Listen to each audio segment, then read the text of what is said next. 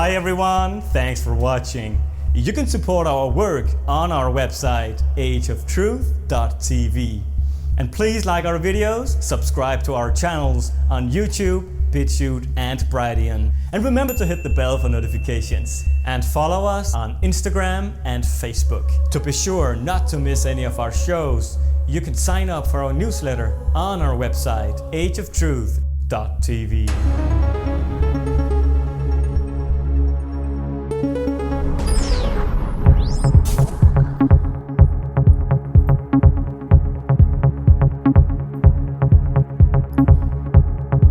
Hello. Hello, Achim. Can you hear me? Yes, I can. Oh, beautiful, and I can hear you. That's wonderful. So far, it's working great. Thank you for coming on. Thank you for having me. It is an honor to speak with you. Just give me a sec, and I will turn on the camera for the studio with Lucas Alexander, who's going to be doing the interview.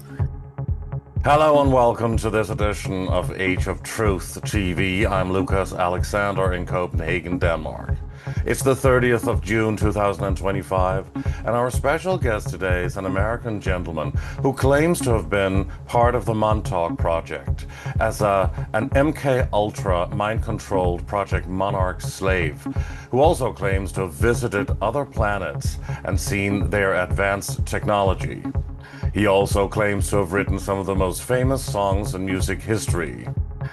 He is a truth and conspiracy researcher and a whistleblower. ARKHEIM RA.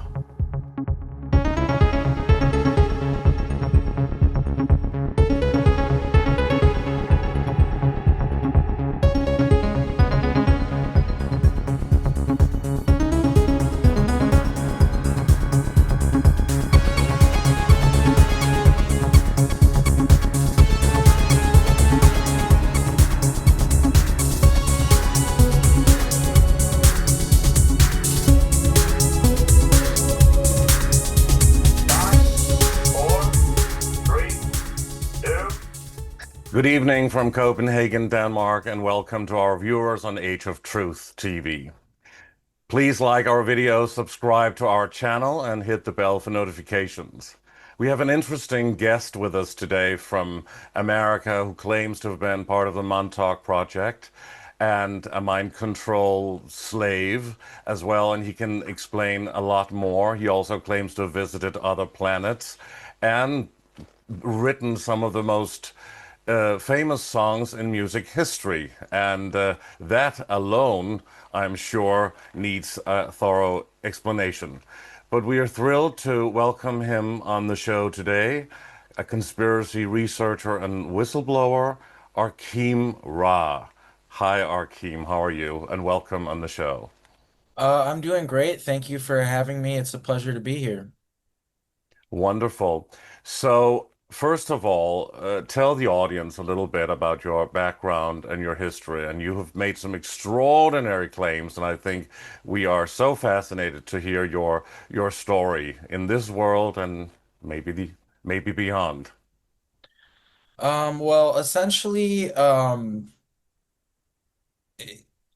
entire life, I knew something strange was happening to me, but due to the nature of these esoteric time travel programs and the fact that we have a certain perception of the world where we think that time is always just linear, I was never able to comprehend what happens to me because in these programs, they use amnesia as a tool against you, and oftentimes they will put you in clone bodies, and essentially, if you pass away and then are reborn, if you reincarnate, you normally don't remember your what happened to you, and it's essentially the same concept with these esoteric time travel programs that basically are using cloning, time travel, and basically like portal technology, and consciousness transferal technology as a tool for basically enslavement, and colonizing other worlds, mining minerals on other planets and things like this,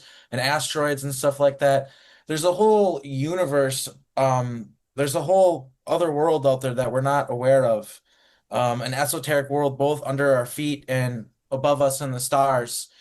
And a lot of the reason why they keep it down is the sort of amount of freedom we have here and the way we sort of respond to things where we get things done and we stop things and stuff. There's actually a lot of different reasons why that would be one of them. Because there's, sometimes when we colonize other worlds and stuff like that, it is a travesty. If you've ever seen the movie Avatar, or there's other similar movies where they kind of portray how it can be a really disgusting thing the way they colonize these worlds. And these time corporations are just that, corporations. They don't care about what's right. They don't care about morals. They don't care about anything like that. They simply are just trying to gain as much power and control as possible, and they're very dangerous. And I've been enslaved by them, and I know the danger that is involved with them. And the way that they found me in this current life um, is through the Talented and Gifted program, which is a program here in the United States in the school system, where essentially they test us. Basically every student in the United States gets tested, and they do some other more esoteric tests beyond the normal testing, where they put some headphones on you and they see if you can hear certain tones that certain people can't hear, and they sort of gradually work your way up to where you're doing some very, very esoteric, very um magic things. I don't know how to say it. It would seem like magic to people. Things like telekinesis, things like reading minds, things like predicting the future. And essentially, through this Talented and Gifted program, um, I was being taken out of school. That's what ended up being happening. And a big thing that woke me up to this whole Talented Gifted thing, and this will just kind of explain to you how this has all been a very confusing journey for me, this waking up to what happened to me. I didn't necessarily realize it at the time. I remember that in second grade, I was in the Talented and Gifted program, and in third grade, I was no longer in it. And I was very confused by that. So I went up to the teacher, my new teacher, and I was asking her about why I was no longer in this Talented and Gifted program. And so there are these other students that overheard the conversation. They're like, "You were never in the Talented and Gifted program." And I was like, "Yeah, I was. I remember like videos, like I was telling them about certain things I remembered, field trips." And they're like, "We were in the Talented and Gifted program. You were never in that." And for the longest time growing up, I always just thought they're sort of like bullying me or something like that. That was the only explanation I had. But then I realized, like, no, there really is this cover program that they have where it's kind of like what they say it is. They're finding students who have, because when the Cold War happened with Russia, they were trying to find the best and brightest to make our country more powerful. And that's what they're saying, is they're trying to find people with gifts and make sure that they didn't slip through the cracks and that they're able to exceed and help America or whatever. That was the point of the Talented and Gifted program. And on a certain level, the surface program, where they were really actually helping students in certain areas, that seeing their strengths and giving them the tools to be able to exceed in that area of life. There was a cover program underneath that where they're taking people to offsite facilities in either a little bus or some sort of other vehicle, and they're having their memories wiped and having screen memories given of, maybe going to see, well, a common one I heard is going to see a museum where there's skeletons of dinosaurs and stuff like that, which is one that I remember. Because this is happening a lot, all sorts of different people. And it's a big thing on TikTok right now, people talking about Talented and Gifted, and people are they're struggling to understand what happened to them and what it was all about. And I don't know how far they pushed everybody, but for me, I ended up getting pushed into these secret space programs and these esoteric programs. Let me just ask you, the Talented and Gifted program in the school, is that likely like for slightly children with higher intelligence, or Yes, tested. Mensa children, or autistic children? It's well, from what I understood at the time, I tested, and I remember talking about this with the teacher, how I tested over 180 IQ, and these kids told me they thought I was lying. They were like basically making fun of me, like I couldn't have been that smart, but I remember that being a part of it. Now I have heard some testimony, like because I looked into it on TikTok, the hashtag, and I've seen some people go to the doctor like there's a story of this woman. She said she went to the doctor, and the doctor was she something came up about the talented and gifted or something. I can't remember how, but they're like, "Oh yeah, you're just autistic." She's like, "Oh really?" Which I will admit I am on the spectrum, which I think a lot of the people in the programs are. But I don't think that's what the talented and gifted program is. It's just people with autism, and I know for a fact that some of the kids that I remember from the talented and gifted cover program, the one that wasn't activating abilities and doing all this wild stuff and cloning you and all this stuff. They really were, intelligent in certain areas and they helped them and I don't think they were autistic. I don't think that was the thing. So I don't know. I think that's kind of just being used as a cover to sweep it under the rug. Some people are saying, the way they treated you because you had autism was traumatic, and that's the reason why people don't, their memories are so blurry of it. But that's not why. I mean, they were literally using mind control techniques and stuff like that to make the kids forget was happening to them. And You were in they were second grade, right? Or second what? grade, Yeah. yes. But Second grade. before that, you had not been under mind control, huh? You've not had, well, brainwashing or anything Well, the happening more to I you. learn about myself, the more I find out that that's not necessarily true because the reality is, Lucas, I was actually born in an alternate reality in the year 1953 in Munich, Germany, and my name was Jacob Emmerman, and I was the son of the U-boat Nazi Karl Emmerman, who is actually the head of Project Ibis, which is basically a project where they were summoning the Egyptian gods through black magic. Michelle LeMay was also a part of it. She's still alive and around, kicking, doing stuff. She's actually like a shape-shifting spider being. But she's an ancient witch, an ancient occult being, and she was part of summoning me because I am Ra. I am literally the sun god Ra in human form. And Oh, that is, wow. That's yeah, now that's a claim. You dish the dirt from the beginning, don't you? yeah, I mean, I figure I might as well get into it. But and this has been something that for me, it might sound like, I know it sounds like narcissistic and like very bold and very big. And from what I understand, there are many, the story of Ra and what happened to the soul of Ra is that it was fractured into pieces and like a dandelion blown to the wind. And I think it explains it quite well because in these programs, they use trauma-based mind control to give you dissociative identity disorder and give you multiple personalities and different soul shards that they essentially use to insert in different clones and different bodies throughout time and space and use you essentially.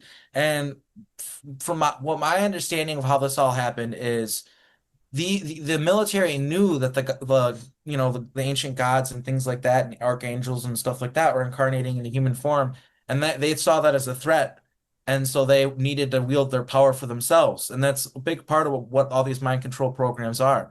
And I can testify to this, but there are others who testify to Project Ibis as well. I have a half brother, biological half brother named John Whitberg, who has a book called The Man with Periwinkle Eyes. It's a three-part series. And he has, I think the first one is basically all about Project Ibis. So I'm not the only person who is testifying to this and that these programs exist. There are many people who have been in them and who are alive right now. And to me, because of the fact that my, original life was another life, and I feel like this life is some sort of artificial life, like a Montauk time mission or something like that. I can't explain it. I don't know why I'm here, but I know it's an artificial life. Like I remember another life in the same city that I'm from, Appleton, Wisconsin, that I was born in. I remember another man being my father, and I took this man out to dinner one time, and I told him, "You're my father in an alternate reality," and he didn't even question. He's like, "Wow, that makes a lot of sense." And like that's how it's all very confusing with the time travel and the alternate realities and all this stuff. But that's what we're getting to the core to here, and we're helping people understand this because I think that this super esoteric stuff that I'm talking about, it really is the deep stuff, but I think that people are ready for that. Like people are beginning to understand that there are time wars happening and that these Mandela effects aren't just coming out of nowhere, that they're very real and that they're from timeline changes. And people have questions. People know that this stuff's going on. The Montauk Project is not necessarily new information. There have been people talking about it for 20 plus years. Preston Nichols, Al Bielek, and all these people, they talked about Stuart Swerdlow and all these people. So We've New talked a lot about it on this show. We've had several of the people on, also Stuart Swerdlow and others about this. So and obviously, well, Al Bielek, I was going to mention him as well because he did all the time traveling and has spoken a lot about that. And he was quite an important man in this whole field of uncovering truths about what's going on at what did go on at Montauk, huh? But you're too young to have been at Montauk. It was closed down, huh? In '93.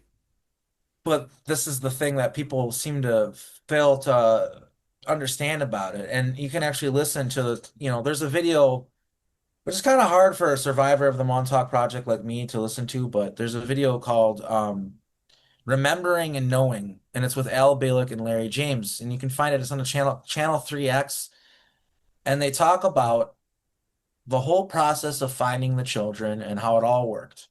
And essentially, the project started from the ground up. They experimented with this exotechnology and pushed it further and further. And they started with the Tesla teleporters, which were radioactive and had problems. And Andrew Basiagos talks about using the the Tesla teleporters, and he got radiation poisoning from it. He's like going blind and things like this. But they got it more and more advanced. They got the technology more and more refined.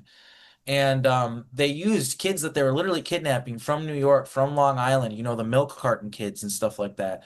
They were using those kids, sending them through portals, and they even admitted it. They called us guinea pigs, Al Bielek and Larry James, and they talked about children dying from sending them through time travels and through the time tunnels when they first started turning them on. And when the interviewer asked them if that was hard for them, they said, oh, they weren't much to begin with anyway. They were street kids and stuff like this.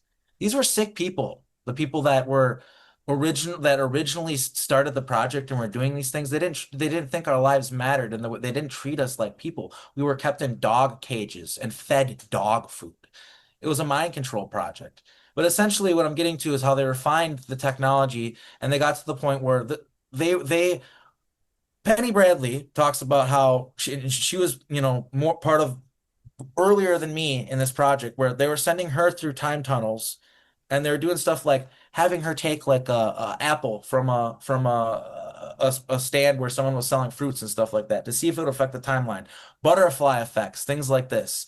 And through these experiments and the stuff that they figured out that certain people have pull on the timeline. Like imagine timeline is a blanket. So you pull out the blanket, and the people that affect the timeline are like marbles, and they have a weight to them.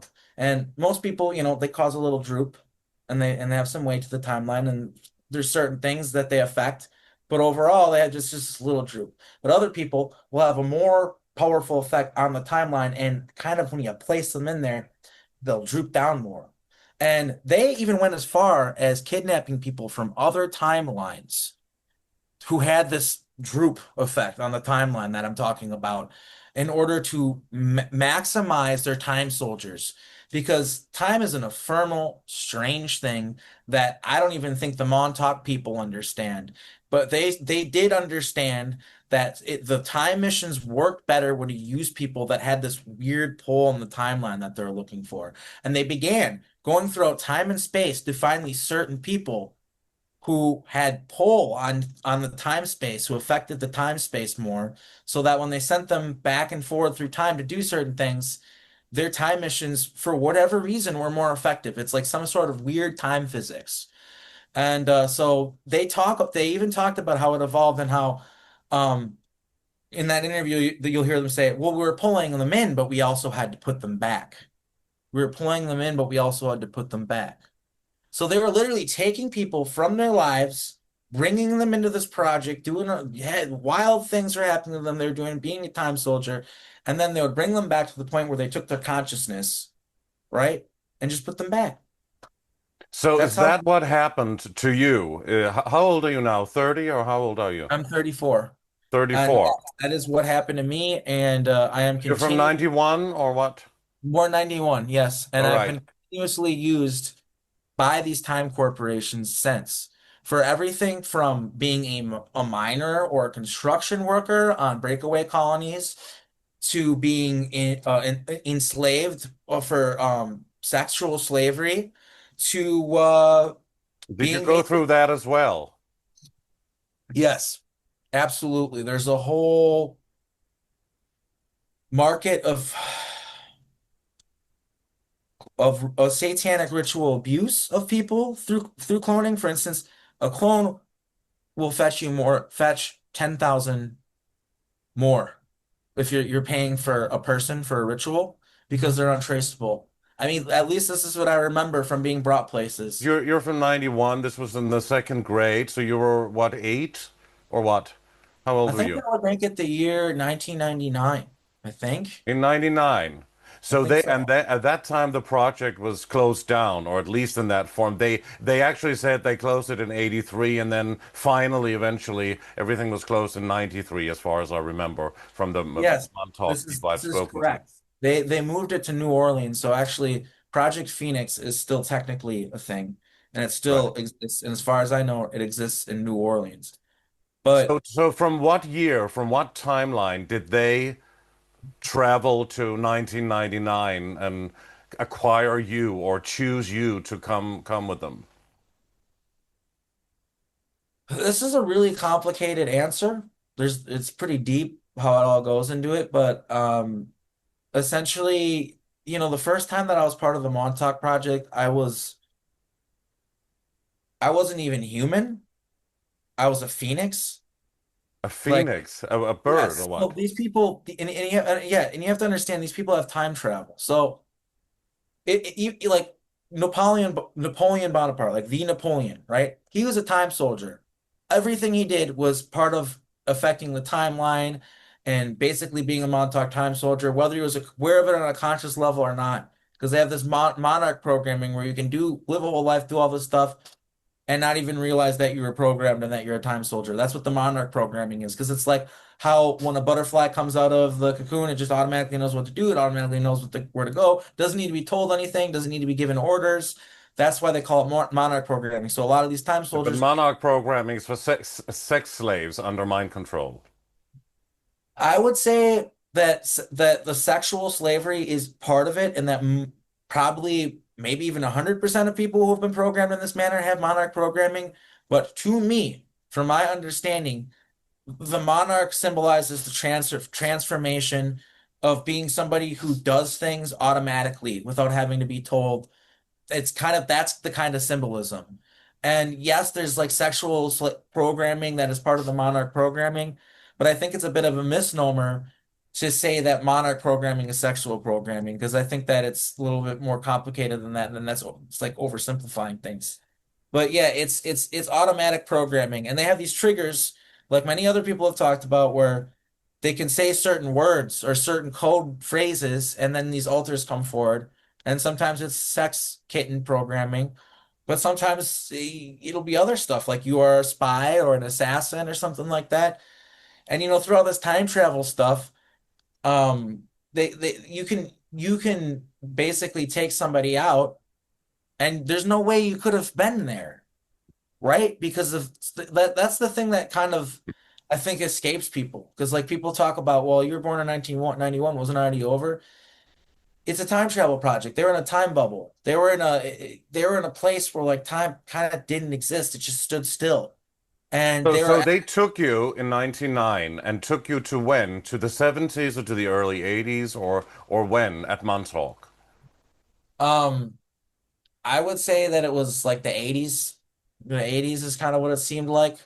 But Do this you is the thing. remember anything from these experiences or something that can sort I of can tell you pinpoint the exactly what I time? remember. This is what I remember.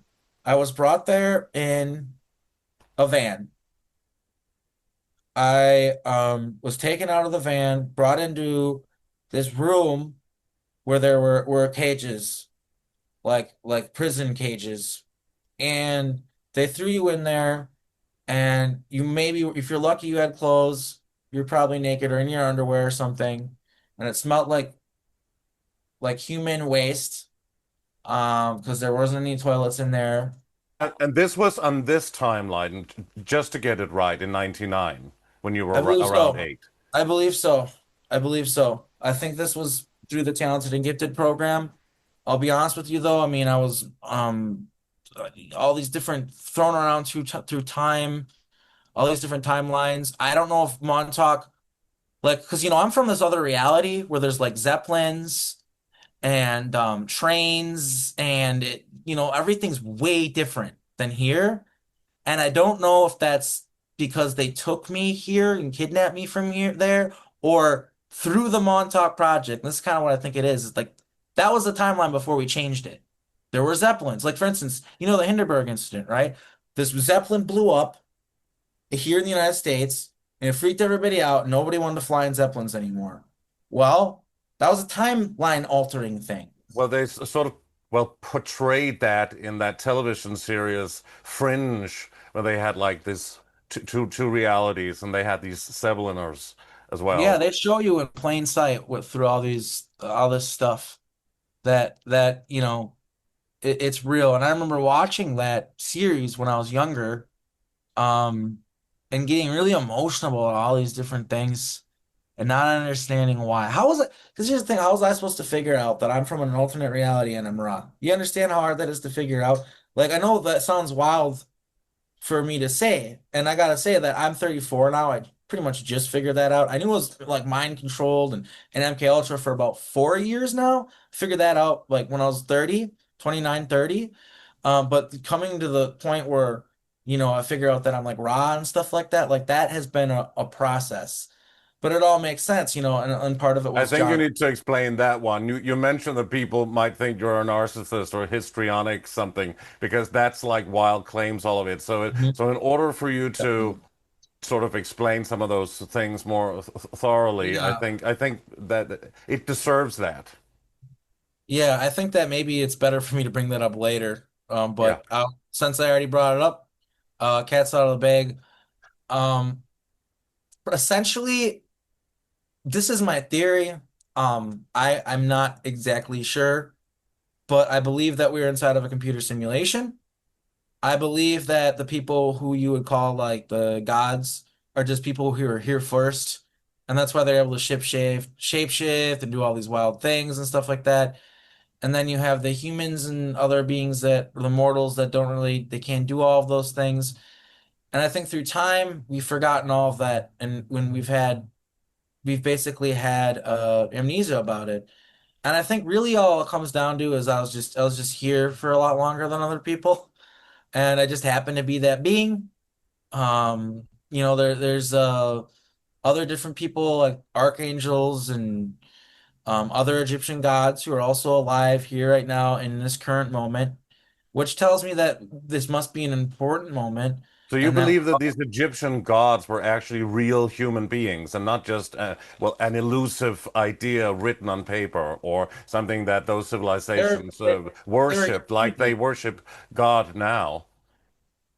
they're extraterrestrials. There's three main different groups. I mean there are a lot of different ETs that came here, but three of the real big players that came here during ancient times was the avians, which were my people, the Ra, and then there's the draconians, the reptiles, the lizards, the serpents, and then of course there's the Zahami, or like the archangels, which are And the the more Anunnaki.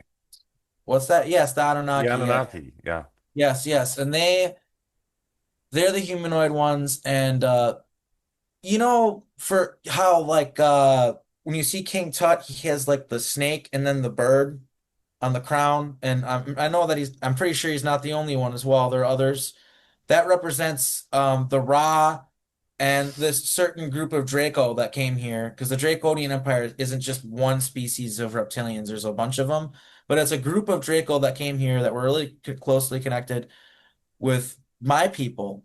And how it was is we met them in ancient history. This is before we even came to Earth. And our we were so similar but different, but in like a cool way. Like we had Phoenix, and they were like kind of the higher caste of our society. They could open portals, they could live for thousands of years. They're very wise. And they had the Seakar, the dragons, and they could open portals, and they're very wise and all this stuff. And they kind of guided their society, and very powerful people, and we respected each other. And how it happened with us is we became like sister species. We became so powerful with one another that our religions merged. Our religion became this like the basically the religion of our entire planet and species merged with that of this draconian member of the draconian empire. Think of it like Star Trek, So like the this is Galactic. like an evolved version of a bird when you talk about this phoenix It's species. kind of like the blue avians that Corey Good talks about, except he's convoluting it in not like that guy is, I think, a psyop in my opinion. But like they look like that. They do look like that. That's what we look like. We're like bird people. And normally you would be the color that matched our aura. And you've had very advanced species, very advanced peoples, but we created humans. And it wasn't just us. It was like, oh, that's what kind of Earth was. I feel like there was nine different ones. It wasn't just three, but the ones that I was most heavily involved with was I was the Zahami, or I'll call them the Anunnaki because that's what more people call it. The Anunnaki and these Draco, the reptilians, they were oh man, I'm losing my train of thought. What were we talking about here? Where are we at right now? We were talking about you claiming to be Ra, and you said about these phoenix beings, and I asked if they were evolved also on an intelligence level, and you say that there's like these blue bird people, right? Yes, yes. Those people though, it's like with these Draco, like I said, they have dragons in their society, and then we had Phoenix in our society. And the reason why I became a Phoenix is because of this great war that broke out, because humanity was standing up for itself, fighting back against, what was going on and stuff like that. And we couldn't control what was going on. If you read the Egyptian tablets, it basically says exactly what I remember. Humanity was created. They became like ascended masters, very like they were children, but because of what they were exposed to, they were like humans becoming ascended masters and doing wild things and realizing that we weren't gods really, and they could be gods. And I remember I left, and that's a big part of the reason why I'm called ARKHEIM RA. It means ARKHEIM RA. I left and came back, and when I came back, everything was so different. Like these humans were ascended. Like there's people that I still knew still here, like some of my people and all these other people. And there's all this stuff going on Earth, and I had no idea how much things would change in the short amount of time that I was gone. I came back. It was like 200, 300 years, but for me that was nothing, right? And so much had changed in that amount of time. And the Council of Ra actually had to make a decision because all these things are happening. And it says how in the hieroglyphics how we decided to destroy all of mankind. At least because there's these different tribes and the cattle of Ra, they called themselves the cattle of Ra, the Egyptians. We decided that we were just gonna, because we felt like we were responsible for humans, that we created them and it was a mistake. And we're like, oh, what do we do? We had this meeting about it. And we're like, well, I guess we should kill them all, which was wrong. Wrong. We should have never done that. How dare us? How, we were ancient gods, but we became, that's not intelligent. That's not empathetic. That's not, just because you have all this power and you're this ancient being doesn't mean you're always using your head. That wasn't a correct decision. And we realized that pretty fast. Because you got to realize we created humans to be pretty powerful warriors. They use them in their wars and stuff like that. But the They version of humanity now, Homo sapiens sapiens, or whatever we can call them, are, according to Stuart Swerdlow, for example, he told me that it was like a cloned slave race, kind of a mixture between mammalian and reptilian, sort of a treaty between Lemuria and Atlantis, or something like that. That is a big part of everything that happened in our ancient past is like a war between Lemuria and Atlantis. A lot of the things that we're seeing play out, like AI and all that stuff, already happened then. The Atlanteans were more into the organic technology, crystal-based technology and stuff like that.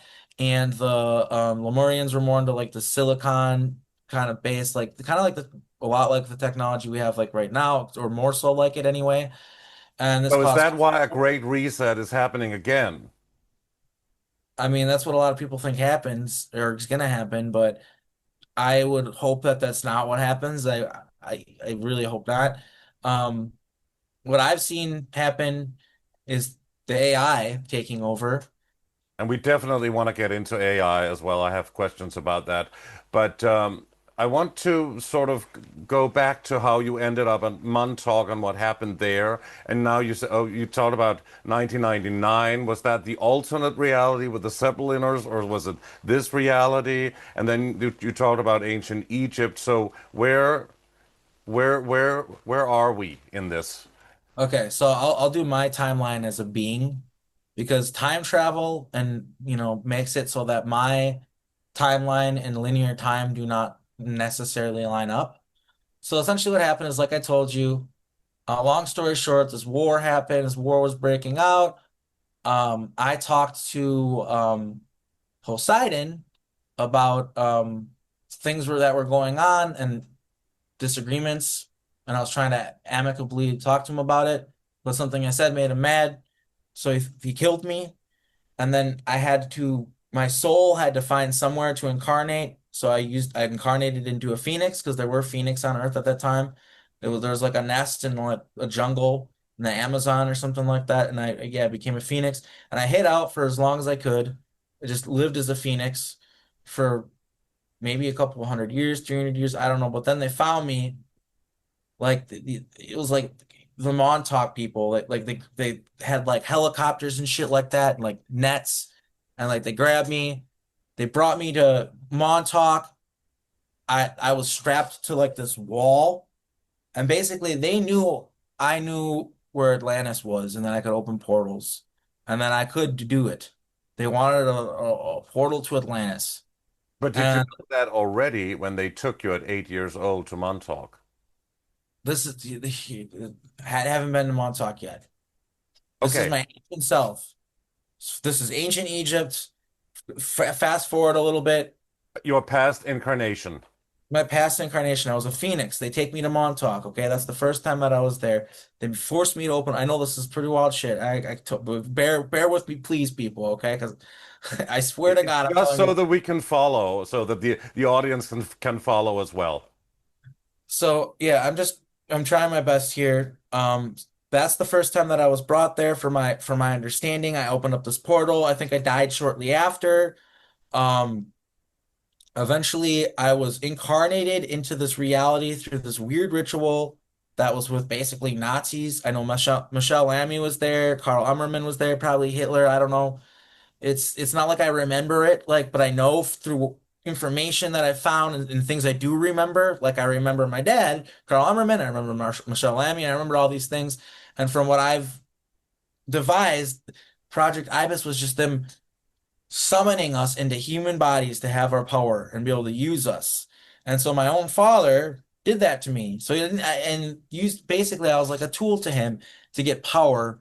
Carl Emmerman, who in this life is not my father. Okay, that's what you gotta understand. I was born to two different people, Mary and Curtis Wood, in this life, who it's time travel stuff and timeline altering and CIA programs. I still don't understand it, but my mom is actually my daughter in this life, okay? And my dad is my nephew. So God, I'm sorry. I'm jumping all over the place. I'm trying to be linear here. But you got to understand this entire life is artificial from what I've found. So even I am confused about that. Even I am confused about how this whole life has been set up around me. Why, whatever. There's this show called it's on Netflix.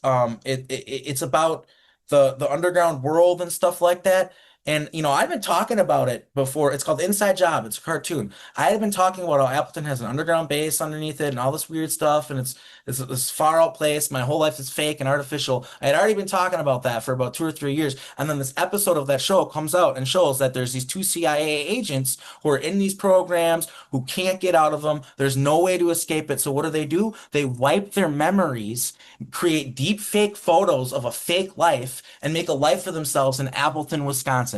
That's literally, it gave me goosebumps watching it because they're basically showing me exactly what happened. And the whole episode was showing how they altered the timeline and how the timeline takes a second to set back in place and Mandela effects form and all that. It's the last episode of the show, as far as I know. They show that they literally go and run away to a fake life with erased memories. And I kind of think that's what I did. It would explain why my daughter, who I love so much, is my mother. And then my biological mother, I found out, is Penny Bradley, who was a whistleblower. And I figured out that this whole life is artificial, that I built it somehow, that, or, and I think it might be to prevent the AI. I don't know for sure, but how I got caught being here. I got siphoned into these programs and I ended up in the Montauk Project. And I don't know if I was part of the Montauk Project because there's Nazis in the Montauk Project. So, like I said, I don't know if I was like literally pulled over here or if the Nazi reality just turned to this one. It's all very confusing. But what I can tell you is not there are both alternate realities that exist that are pretty solid, that are way different than ours, but also there are alternate realities that we changed this timeline. So like there's alternate realities that once existed, but they're not there anymore because we changed the timeline so much. Like I often wondered, am I homesick for a place that I'll never be able to go back to because the timeline has been changed to a point where technically my timeline does not exist anymore. So this is something that I've had to like go through the journey of figuring out. And I'm trying in my very public figuring this all out in the past 4 years. I'm trying to help the public and others who have gone through the same stuff as me also figure it out because I'm finding out through being public and all the emails I get and stuff like that. I'm not the only one who has all this weird, freaky stuff happening to them where they're figuring out that more or less their life is like artificial and they're like secretly time agents and But do stuff you like that. feel that you're speaking out about this a little too early?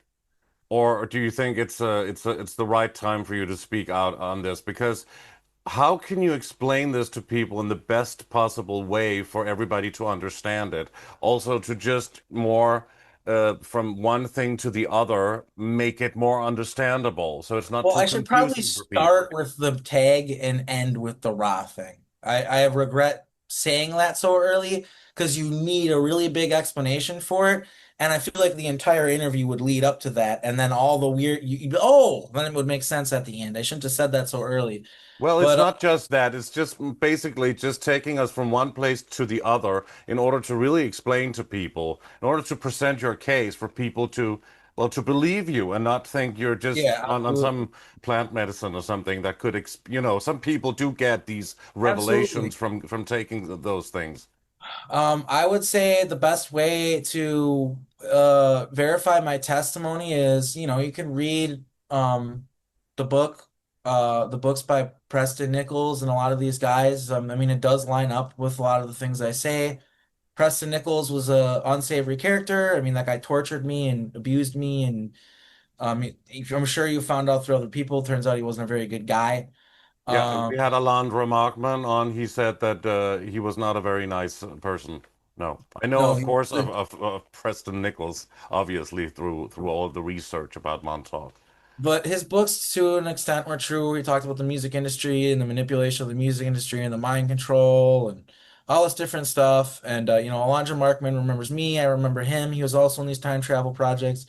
There's quite a few of us: Joseph Powell, Penny Bradley. There's all sorts of people. And then I'm finding out also that just when people talk about the ritual abuse aspect and stuff like that, I mean, it's the same stuff, the same people, the same rituals, and it's And you went through that as well, also the yes. satanic ritual abuse. And It's how a was big part this? of the How did you Montauk Project. remember? How did you retrieve your memories? You said that happened 4 years ago when you were 30. But what took you there? What triggered your memories? And how are they continuously just flowing, well, into your awareness now Yes, also? Or have definitely. you retrieved all of them? They're always flowing. I've lived many lives in these programs. Montauk alone was many lives. They sent us throughout time to live lives often. Sometimes it was a quick, you send you in there to do something, but a lot of times you're living a whole life. So that's one thing that people need to understand about this is that I've lived very long and I'm very, very tired. So they took you there because they thought you had certain skills or something, and they could use you for what did they use you for at Montauk?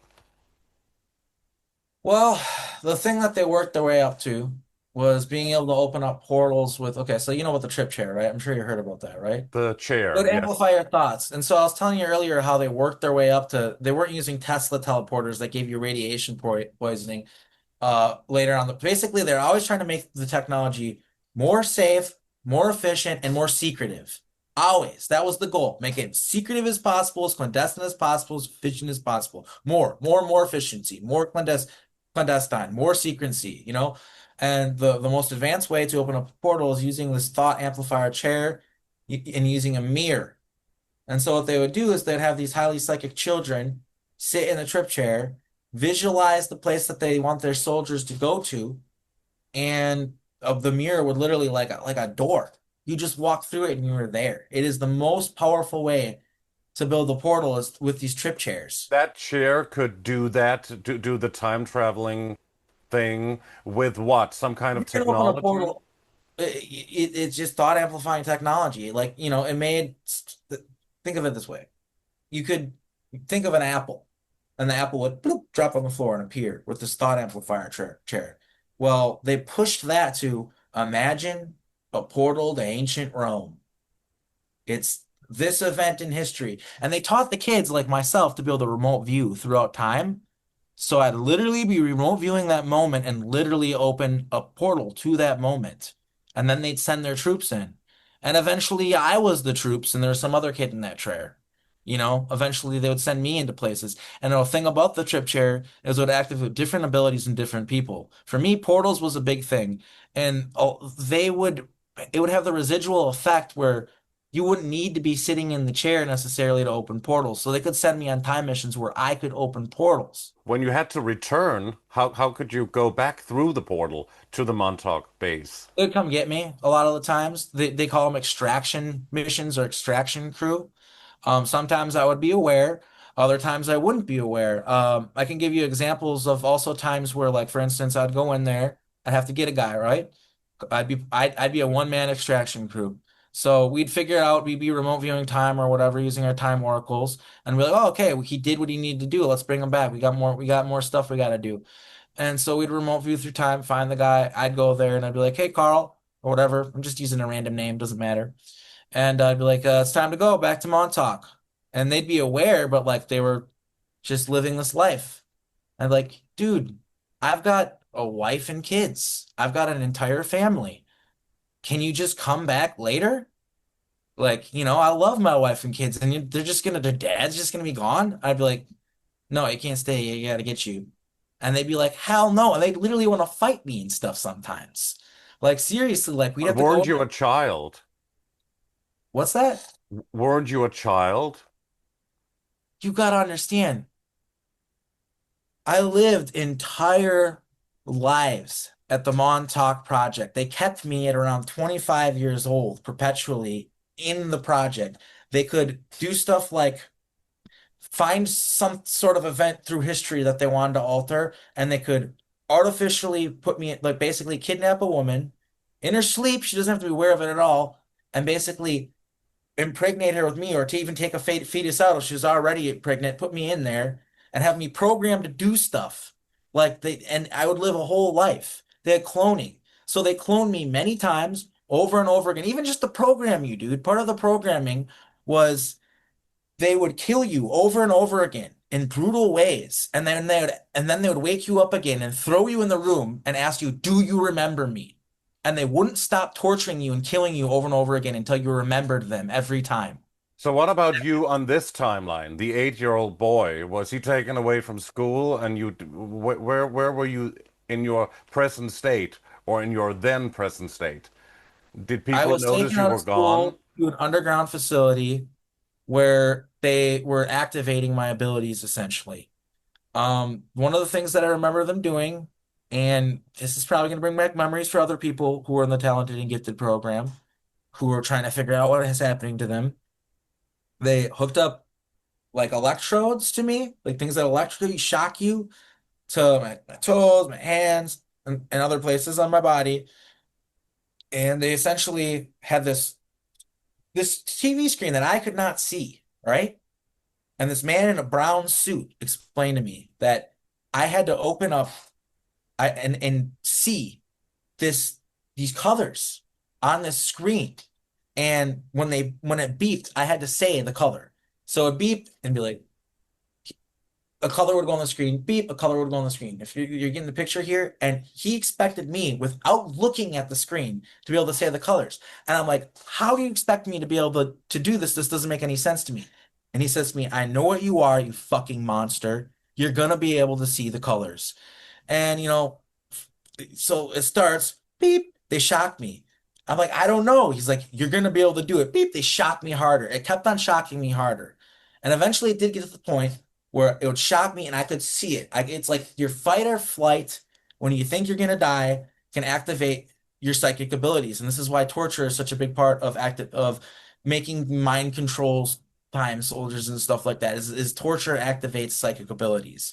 So it woke me up, and I was and then they got faster and faster. Beep, orange, beep, purple, beep, blue, beep, yellow. And then they were very happy with that. And they moved on to the Zener cards. A lot of people remember the Zener cards, and they wanted you to just be able to see them one at a time, then seven, then hold decks and stuff like this. And they worked their way to you being able to see throughout time space. And they just used me for all sorts of stuff, man. Like many different lives. Like they clone me, they grab my consciousness, they throw it in there, and So as it long was as cloned versions of you that went to Montauk and other places, not the person sitting there, because you were on this timeline. I So you they were still existing and grew up and were brought up as you brought are. up in a normal life with my family, which is seemingly artificial, but I've only figured that out recently. But I more or less live a normal life. I knew I was abducted by aliens. I knew there was weird stuff going on, and I've always talked about it. People in my life can testify that I've always talked about weird stuff happening to me. I've always been trying to figure out what it was that did happen to me. And you asked me what the event was earlier that happened that triggered me kind of going into this. And what it was is I used to live in this place, Stockbridge, Wisconsin, and there's this town right by it. It was I'm talking when I was a little kid, like 3, 4, 5 years old. There was this town, Sherwood, okay? And every time I drove through it, I got this weird feeling, like something weird happened to me there, from what I can understand, there's something weird going on with the church there, like ritual abuse, and I somehow got brought there, and the memory's still blurry. But what happened to me is I crashed a van that I was driving my van one day. There's a hill there. This lady stopped to turn, and there wasn't a stop sign, and it just she like abruptly stopped, and I rear-ended her. It messed up my car to the point where I didn't operate anymore, and I was a touring musician. So it was a van, so I was like living in it and touring. So that messed up my whole life, but it forced me to sit and reflect. It took me until the next day because your car breaks and stuff. You're not really thinking about it, but I was like, wait a minute. I thought about where it happened and how that town always made me feel weird. And it made me feel like there was some sort of force pulling me to remember that, and that it was like strangely meant to be or something, right? And so I started just looking into it more. And I've just been very deeply entrenched into these esoteric programs my entire life. So the cloned versions that were brought to other timelines of you, the cloned versions of you, apparently, uh, they had part of your consciousness as well, so that you can remember what they did. Here's how it works. All right. They use trauma-based mind control to create alters. So basically, they've created many different alters of me and Montauk. That was a big part of what they did there, is they created these different alters, different versions of me with different personalities that are meant to do different things.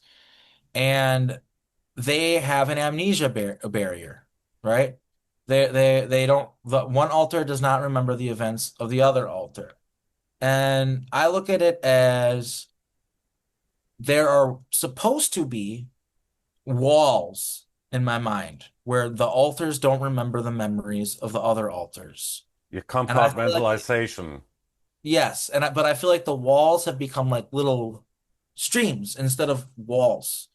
And like we can kind of cross over to each other and kind of it and it's been a problem in my life. My alters come forward. Yesterday was a really hard day for me.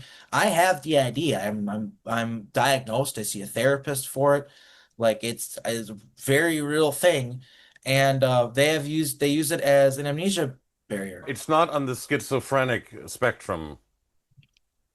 Um, Because a lot of people, we've had Jerry Marcinski on the show, which is a fascinating gentleman who's been worked with schizophrenics and knew that they were, some of them were well possessed by our demons and archons and stuff like that.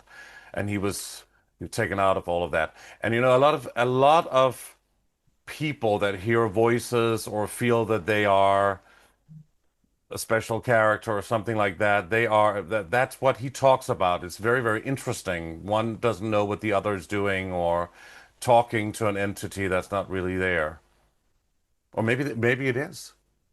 Um, yeah, I think schizophrenics sometimes are people that have their kind of foot in the doors of many realities. I think in ancient times they maybe would be shamans and things like that, and they just don't have the proper support, and we're kind of out of tune with the universe. But like in Native American tribes, for instance, I think the people that we would maybe call schizophrenic, they would call seers and things like this. So, but with the DID, my personalities are just people that lived whole lives usually.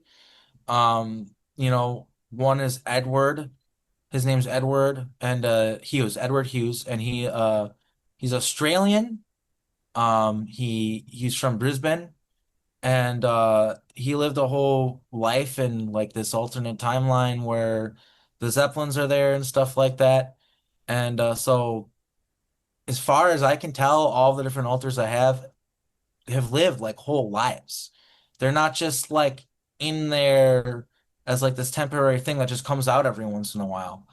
And that's like the whole nature of portal technology and time travel and stuff like that. And some of the people like me who have been using these programs over and over and over again. But have you I've always felt that? Have you always known about these? Have you always known that you had this dissociative identity disorder?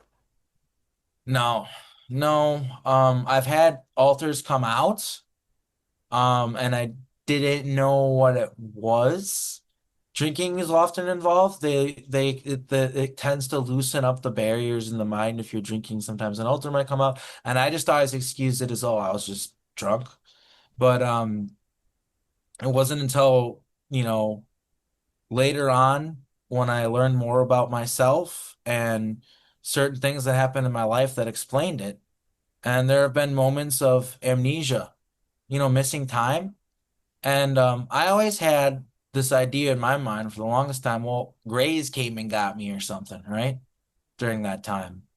But I realized your alters can come forward and you black out and they just go off and do something and come back. And then you're all of a sudden what?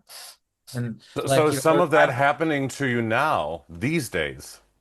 yes. In fact, my therapist literally, like I was talking to my therapist and she's like, hello, hello, hello. I'm like, hey, and she's like, you back? I'm like, yeah, what happened? She's like, you were gone there for a second. It's like this is a very real thing.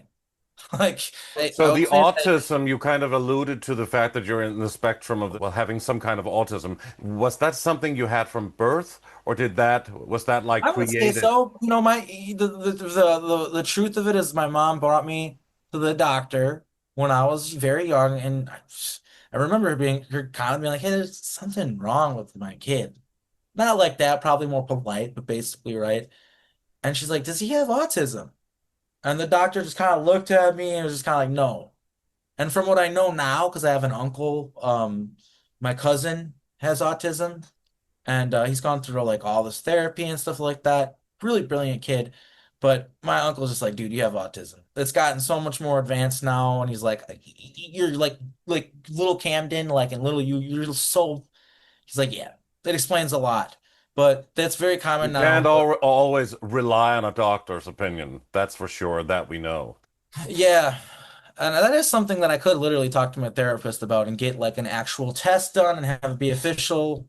But like I haven't done that yet. I've more been trying to address the trauma and the alters and integrate my life into a way where because this affects my life, it makes it hard to function as like And a of normal. course, because it affects your life, it'd probably be great if you really go in depth totally within yourself to know, to understand everything, to put it all in perspective so that you know how to present this whole thing because there's a lot. There's it's a lot. It's a lot, and it's like you said with all these wild claims, which they are wild claims, but it's hard to present it in a way where people understand and don't just look away from it and they see the big picture.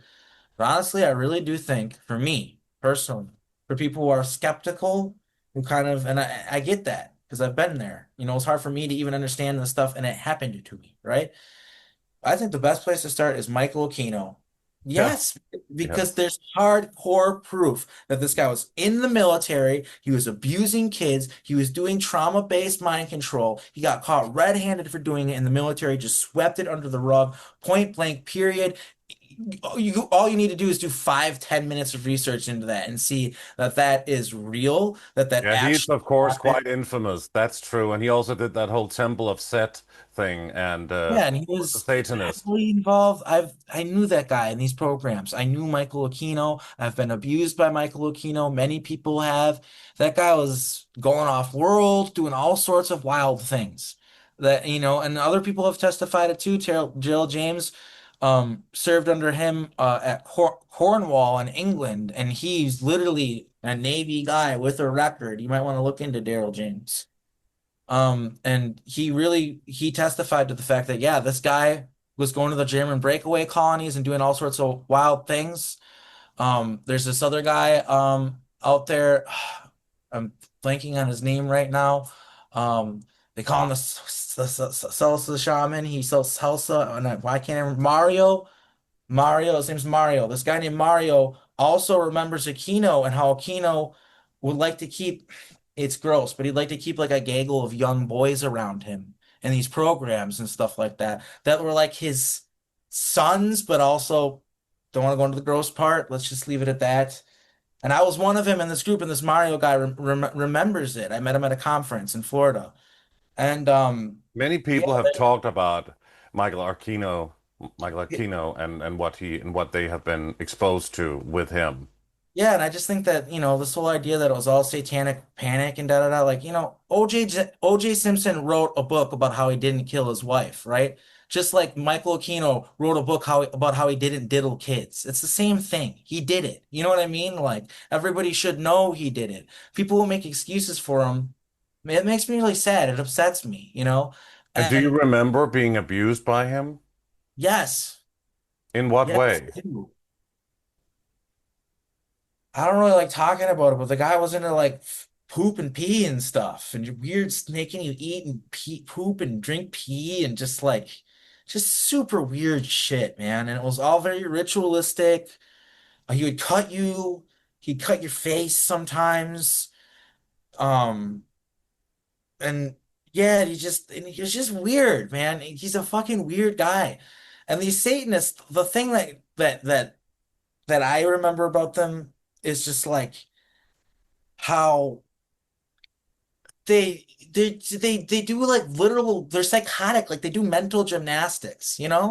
Like there's if you do something good, you're doing something bad. If you're doing something bad, you're doing something good. And it's all inverted and it's to the point where none of it fucking makes sense, frankly, if you're asking me. Like none of it actually makes any sense. Like I remember him being proud of me in certain moments and wanted to reward me and things like that.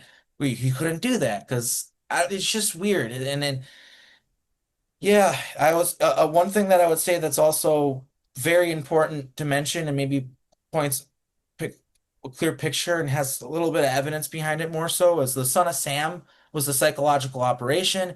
I think it happened in 1984. If I might have the dates slightly off, but it is a fact that it was a year after Michael Aquino became the head of psychological operations of the United States military. And I can testify to the fact that it was a psychological operation. And the original unaltered timeline, a church came out of New York City that is called the Church of the Holy Sacred Heart. And they were essentially, they did stuff like when we started bombing the Middle East, they had their own, like they got their own plane and they went over there and they helped people. And it got all this publicity, and they very much so were very Christ-like Christians that were trying to emulate Christ, and they made the United States look bad by doing it. So they had to get rid of them from the timeline. So a lot of the people that the Son of Sam guy killed were actually people that would have ended up in that. And there was also people that were dying in other ways. It wasn't just Son of Sam. There's other people we took off that would have been involved in that. And that's the thing that they do with these timeline altering operations is they will literally delete entire family lineages from history. Like or I remember Lucas getting sent to villages. I remember getting sent to villages and being told to kill every man, woman, and child in that village and coming back to Montauk covered in blood because they had to get rid of their DNA. They didn't want their DNA in the timeline. This is very real stuff that I have to live with. Very dark, real memories that are very So hard how for old me. were you then? What happened? What did they, where was it? When I came to Montauk, I was a child. This is how the Montauk Project would work. This is maybe a good place to explain it. They would take you at around 8 or 9, maybe a little earlier, 6 probably being the earliest, but they would take you at a time where they could program you. And this is the same thing with Solar Warden and other programs that use kids as psychic soldiers. They'll take you around that age and basically they teach you how to use your psychic abilities, right? So this is smashing soda cans with your mind, making things levitate. Like they'll have these puzzles that you have to make put the whole puzzle together in the air. You can't drop any pieces. It's very hard and it takes weeks, months. They'll make you do it for years. They'll make you do it until you can do it. But they essentially make you do all these things. They make you learn how to use your abilities and have these abilities inside you. And it's an alter that they're programming. So it's an alter version of you that And it's has also super soldier programming, huh? yes. And then with Montauk and many other programs, what they'll do is they'll come back. So they'll put you back in your life. All right. At around that same age. You'll be gone for about a year or so, and they kind of put you back to the same age or throw you back on the clone, however they do it, because they have machines where they can, depends on what, because there's Germans programs, there's all these different programs. Some of them will use your body and just use a machine to make you the same again. Some of them will use clones. Montauk was using clones mostly, but they'll basically put you back in your life and then bring you back when you're older, around 15 or 16, and then train you how to use those abilities in combat. So we're talking giving people an aneurysm of your mind, or I would wrangle people's intestines when I was interrogating them. It's very painful with my telekinesis to get them to talk and stuff like that. They teach you how to do that kind of stuff for combat purposes. And basically train how to fight in combat, and then they would put you back. So yeah, this is how it went for me, Lucas. I was trained and then put back, and I was traumatized by that, but I didn't have any memories or know what was going on. I was just a fucked up kid from that point forward. My mom even told me, yeah, there was a point where you just weren't the same kid anymore. It was like you're broken or something. I don't know what happened. You stopped talking. You just acted different. I think that's when that happened. And then 15 or 16, they took me again, and it was another thing where when they put me back, I was all fucked up from it. But I was gone for probably thousands of years, Lucas. That's what you got to understand. When they took me, and then when I got put back, thousands of years probably. Literally, many different lives, being sent all throughout time and space. And imagine living that long and having all these different lives and trying to assimilate those memories and also have a normal day-to-day life. It's very difficult, but I am doing my best to assimilate the memories of the Montauk experience along with my comrades and immortalize what happened there. Because it's important we recognize it as our history. It is our true human history, and I think it's important to recognize what happened there. I mean, there were children who died, you know. They talked about Al Bielek and those guys talked about it. They said around 10,000 or more died. That many Yeah. kids, giant yellow containers, Lucas, like taller than me, full of the bodies of dead kids. I remember that, and having to bring them to a room where they would be disposed of. Disposed of, Really? yes, this is a real thing. A real thing. They would originally, earlier in the project, they just throw them into a furnace, but if they realized that Draco liked eating them, so they started giving them to the Draco.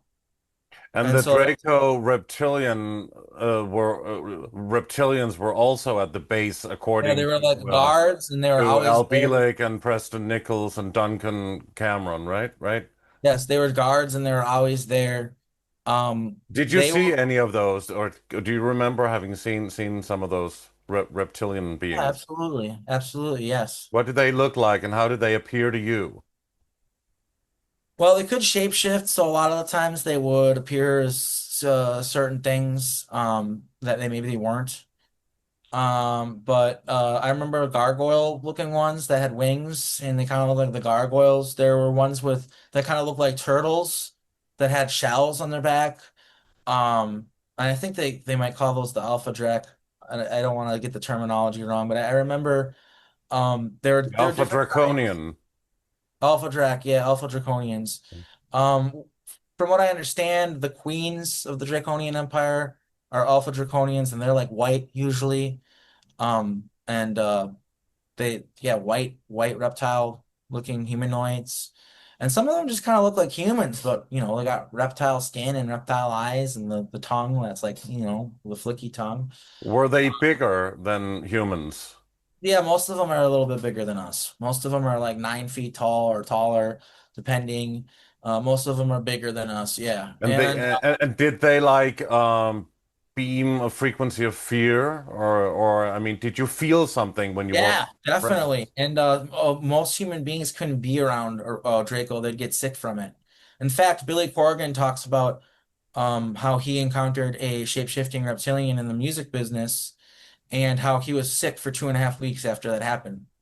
So Sick in that what way? Sick in what way? Do you it's like know? he was like sick. Like he didn't really go into it. He just said it made him sick. But like, yeah, it'll make you kind of like vertigo sickness. Like kind of feel like you're on a ship that's rocking back and forth, and it'll make you feel like weird and topsy-turvy because they can exist in higher frequencies and stuff like that, and the frequency they put off is just so intense that most humans can't handle it. Mhm. But yeah, And they about the music industry that you just talked about, you've also made another extremely wild claim that you've written some of the most famous songs in music history. One of them being "My Heart Will Go On," sung by Celine Dion. I mean, that yeah, certainly needs an explanation. it has to do with capturing psychic energy music. So the thing that people need to understand about music and music recordings is they pick up psychic energy. This whole idea that it's just subliminal messages, like, like in the background that are controlling people is a little oversimplified. There's actually psychic messages in the songs. In Preston's book, The Music of Time, he was explaining this to Phil Spector. Phil Spector didn't believe him, so he put a phone number in the song psychically in the recording of a number that was never used for anything, a brand new phone number. And they put the song on the radio, and within minutes, the phone was ringing off the hook. And he proved to him that we are putting psychic stuff it's not, he's like, no, I am helping you make these songs more popular. It's not all woo, it's real. And it freaked out Full Spectre, and he believed him from that point. And we were putting all sorts of a lot of it sexual programming because that's like the easiest way to keep humanity stupid and docile and down is just to make them root chakra, just root chakra, That is just sex. certainly what is happening now in the music business, huh? Where Yes, everything is absolutely, about sex. absolutely. And a lot of it was just to make lots of money though. And a big example of it is like a lot of Montauk songs would be used for movies. So they wanted to put some movie out there with some message in it or something, or maybe just a way to make a bunch of money. Because that's how they make money. These But when Satan. you say Montauk songs, what is that? We had a recording studio at Montauk. He would put me in front of a piano and say, "Play the fucking piano, kid. Learn how to play the piano." Preston would yell at you. And I mean, honestly, like the other stuff that you could be doing is pretty bad. You're like fighting in wars and stuff. So it's like, okay, I can play piano instead. I mean, I felt privileged. I could write songs instead. And of course, they still sent me on missions and made me do stuff, but I was able to do that. And due to the things that I experienced, I mean, the horrors of war on levels that people couldn't imagine, heartbreak on levels that people could not imagine, just all these different things. And My Heart Will Go On, for instance, was about my trauma twin and how they took her away from me and I didn't know where she was because Montauk, they would do stuff. They don't tell you things. All right. That's another thing that people don't understand is like when you were in this project until later on, where I was in it for a long time and understood, they didn't explain things to you. And they would do stuff like you had a trauma twin, right? That's how they would get you to do stuff. They'd let you be with their trauma twin, your trauma twin. And they would take your trauma twin from you. And if you ask them, when am I going to see them again? They'd beat the shit out of you or whatever. They wouldn't answer the question. A lot of times you'd be like, why are you sending me back in time to kill this guy? They'd be like, you don't need to know that. Shut the fuck up. Do your job. Like that's But how I it mean, was. My Heart Will Go On was written by a famous songwriter.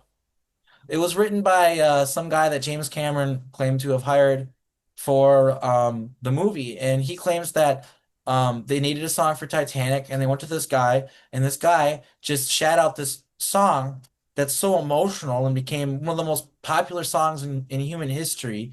That he claims that there was no actual love story behind it. That's insulting to music. That's insulting to the songwriting process. That's insulting to what music actually is.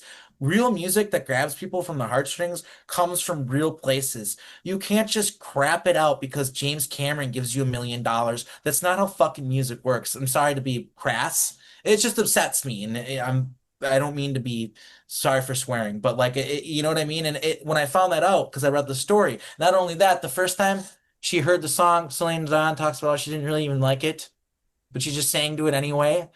Like these people just don't respect what they're dealing with. And they've done this, like, the Unchained Melody is a Montauk song, which they use for a movie. I find out a lot of these songs, it's always a movie. Some movie's coming out and they want to promote a movie, so they connect it to a movie. I found out that a lot of the songs that are connected to movies are connected to the projects. They have some sort of message in them a lot of times in movies, or maybe it's just a way for them to launder money. But that's a big thing that they do a lot of the times. And a lot of these songs were songs that just came from like really deep emotional places, and But because in of what way can you claim that you wrote this song and other songs when it was just written by this songwriter that James Cameron hired for the there's a movie? movie that kind of shows what's going on. Um, Basically, there's a movie called Under the Silver Lake. Have you heard of it?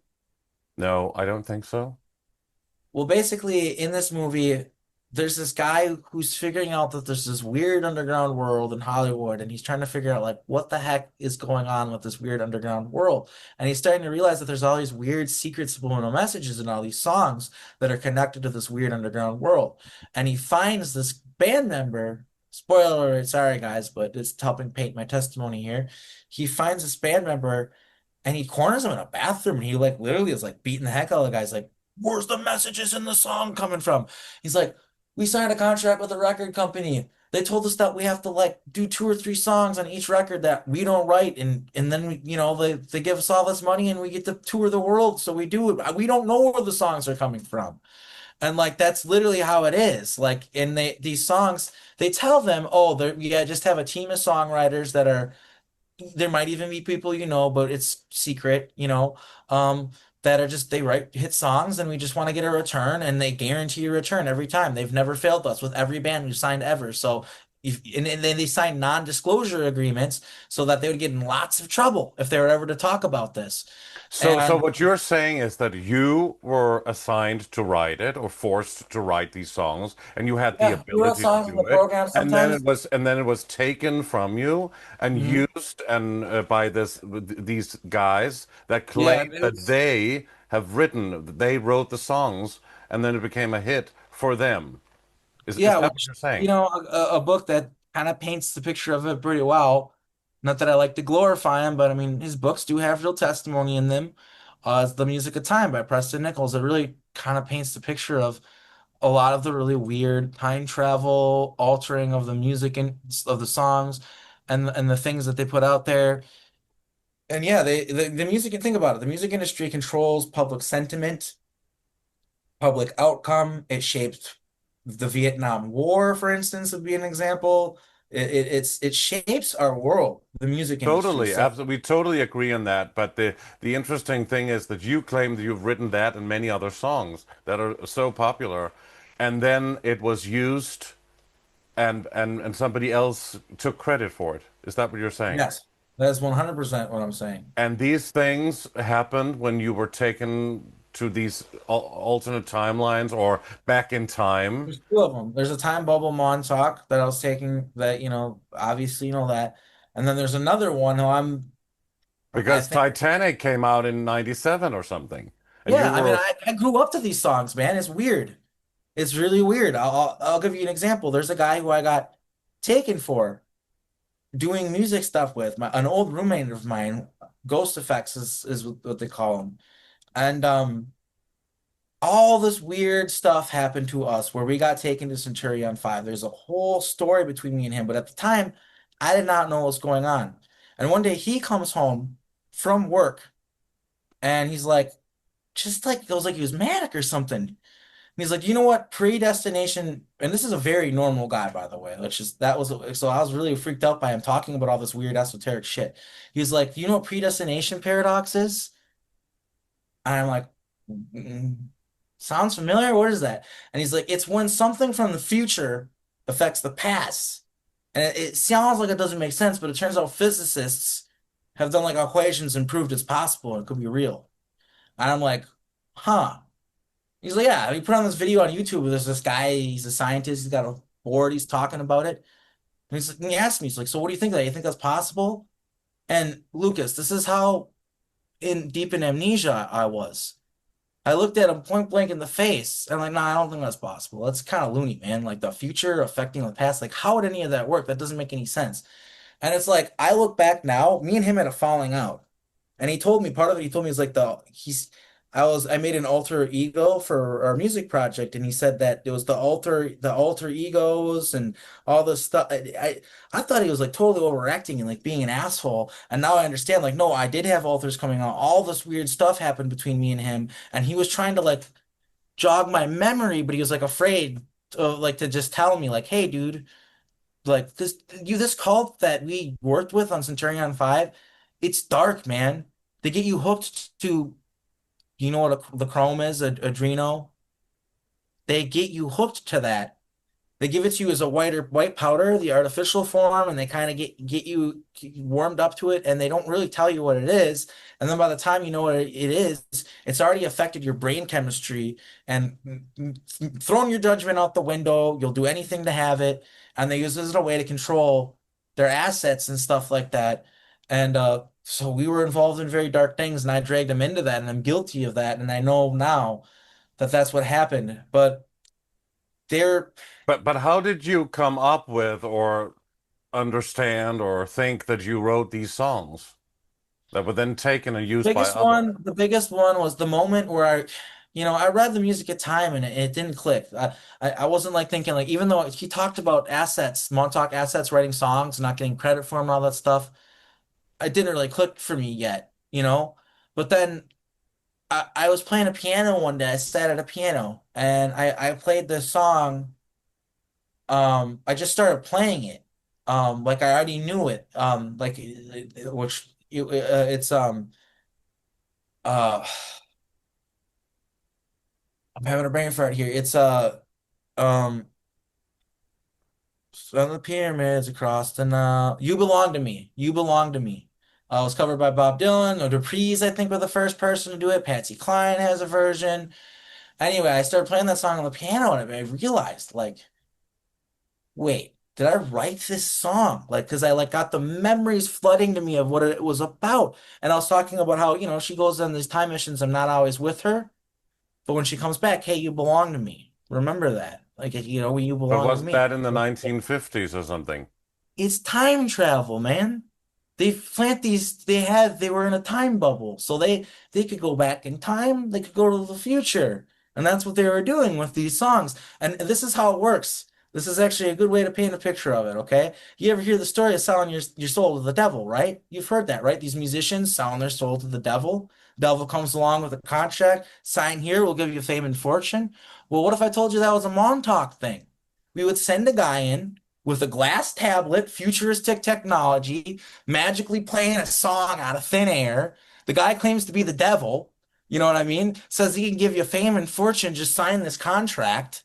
Okay, we'll give you this song and it'll make your whole life, and you have all the women you want, and you'll live in a mansion in Hollywood, and you'll be a famous star. How's that sound? And they don't understand that they're signing over their eternal soul, and that's like not like they die and they're just done with it. No, they're gonna use them over and over again forever, which to me is a violation of actual free will, and those contracts wouldn't really hold under galactic law if they're ever held under a magnifying glass by the right powerful beings. But that's a whole nother story. But that's what they do. They trick people into consent, and they sell these songs to them. And this is also a way where they would trick people into kind of consenting to be part of the time projects. Like for instance, I think Kurt Cobain. And this is me kind of filling in the gaps, but I remember being on another planet called Centurion and hearing a song that was like Smells Like Teen Spirit, but it was Italian and it was an opera song. And so that tells me that it's like a song from the programs. It was literally like la doo dee da dee da da da. It was like a piano and stuff. It was totally different, but it was the same song. And so something tells me that like they gave him that song. And I do remember seeing him there and interacting with him, Kurt Cobain. And I think that this is a way that they would get the people, these powerful timeline altering people in the projects, is by tricking them and getting them to sign these contracts, and then implanting these songs throughout time and space and using these different people. You know, Mac Miller was a time soldier, that was part of the Montauk Project, and some sort of evidence you could say, or maybe it's just a big coincidence, but I think people will kind of be able to understand that it's not. The last music video he's gonna make, Tom, the MySpace guy, got a message from him, and he told me, hey, he made a post about it on X, which became popular, and people that loved Mac Miller were like, oh, that'd been really cool. It's too bad that didn't happen. But he said the last video that he made was going to be him teleporting all over the place throughout time and stuff. And he Interesting. died at 27, and the reason why they Yeah, killed I him was just going to say about the 27 Club, like Kurt Cobain and Janis Joplin, Jim Morrison, Jimi yeah, these Hendrix. people are Montauk time soldiers, everybody you just named. Oh, Really? yes. And they kill them at 27 because, well, they think that's when they're going to get their memories back. Not necessarily that early, it can come later, but they like to deactivate them at 27. And it's also has to do with Baal worship. There's a significance of the number 27 and sacrificing the person at the age of 27. So that's also comes into play as well. And I remember Baal worship and Baphomet and all that stuff being part of the Montauk Project. I actually became a hardcore practicing Satanist when I was part of the Montauk Project, and I served Baphomet directly, and they called me the Shield of Baphomet, and I had a legion because there are different basically like commanders with different legions in the Time Project. They called my legion the Shield of Baphomet. That was the nickname for my In what legion. way did you serve like Baphomet? Well, for example, when I went back in time and murdered entire villages of people, he was who I did that for. Hmm. Yeah. Wow. That's Not crazy proud of though. it. I'm Huh? not proud of it. I'm not proud of it. There's some historical evidence if you start looking into this stuff, like even like the Crusades and the witch trials. That was just them getting rid of people who are psychically aware because you can't keep a planet under mind control and have just worker drones if you got psychic leaders, powerful indigo people, you know what I mean, leading humanity. They have to deactivate those people. They have to snuff their flames out. And that's like all the stuff like the Crusades and the witch trials and even the genocide of the Native Americans. There's time travel stuff involved in a lot of that. That's what a lot of it gets kind of obviously that's not a part of our history that people understand right now. And that's why I'm public, as I do want people to understand how these time travel projects have affected our history and how like a lot of this kind of eugenics like genocidal stuff that happened throughout our history is connected to these time travel projects. So talk about AI because it all ties into where we are now in 2025 and the dangers of AI and the different versions of AI. There's many different versions also of AI, not just Chat GPT and all that.